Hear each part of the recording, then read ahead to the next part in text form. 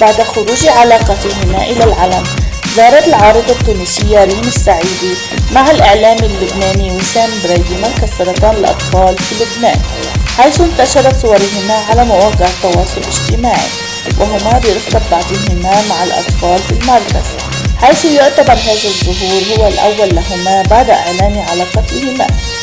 وكانت السعيدي قد اعترفت أثناء حضورها ضيفة ضمن برنامج منا وجد أنها تعيش قصة حب مع بريم. نذكر أن ريم ستشارك ليلة الأحد بالحلقة الأخيرة من برنامج رقص النجوم على الرغم من خروجها منذ أسبوعين من المنافسة، وأنها ستغادر بعد ذلك إلى بلدها تونس ولاحقا ميلانو. للمزيد من الأخبار رجاء الاشتراك في القناة.